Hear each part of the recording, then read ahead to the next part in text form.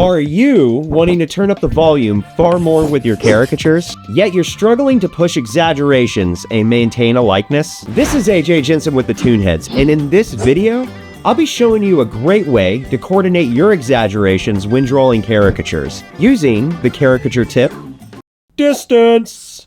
Now, just to reassure you, pushing exaggeration is actually a bit difficult because pushing caricature takes real thought and creativity. It's just easy to distort features without considering the likeness of your subject.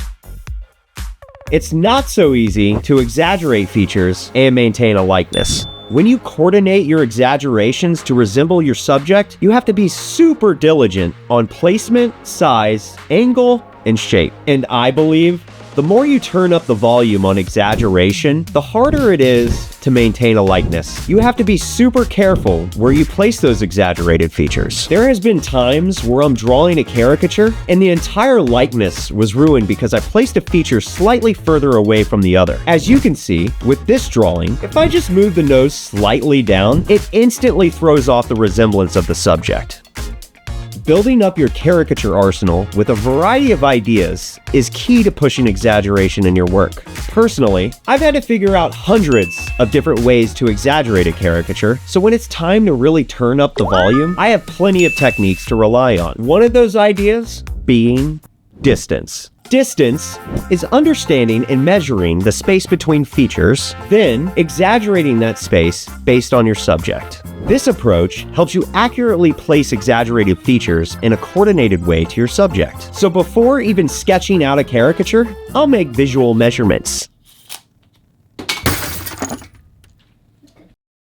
Bonus tip number 1, don't throw measuring tapes inside your studio. What I look for is certain facial patterns that will either have a lot of distance or very little distance. One of the most common ways to studying these patterns is learning the anatomy of the face. The classic facial proportions guide will help you on learning these measurements. One classic measurement pattern is how the space between eyes are actually the width of one eye. Yet, I think a big misconception about this guide is that it's not really a strict template. In reality, it's more like a roadmap to help you find the uniqueness in each individual. Not everyone's eye spacing will fit that typical one-eyed width. Some might have space for 2 eyes, 3 eyes, 4 eyes, 4 eyes, 5 eyes, 6 eyes, and what a caricature does is amplify that space. So instead of measuring their precise features, you get an idea and exaggerate it. Comparing the already mapped out measurement patterns to your unique subject will help you find the distance between features. Find the distance. Go the distance.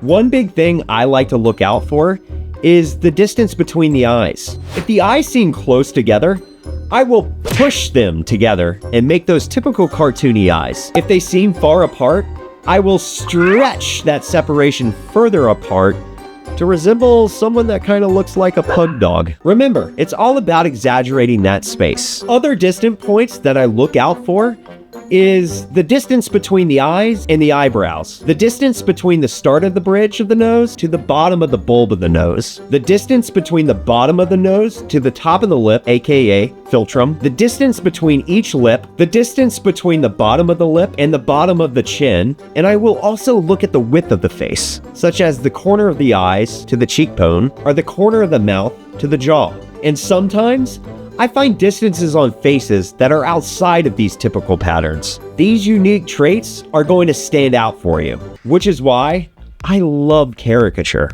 You start to see how individuals are truly unique, and every face becomes a new drawing challenge. But distance helps me tremendously when I'm doing live caricature. If I'm really having to push a feature, I have to coordinate all the other features and place them appropriately. It's like the most exaggerated feature becomes a puzzle piece, and you have to fit all the other pieces around it to keep that subject's likeness. And using distance has really made me think of where I should place those other features. So next time you're about to draw someone, or even just standing in line at the grocery store. Pay attention to the distances on people's faces. You'll be surprised at how unique each individual is just by applying this caricature tip. And as mentioned earlier, there are plenty of other ideas I apply when I draw caricatures. So if you want to see more of these ideas, don't forget to like, subscribe, and hit that notification bell for more caricature tips and secrets. This is AJ Jensen wishing you the best on your art venture. Thanks for tuning in, and keep drawing.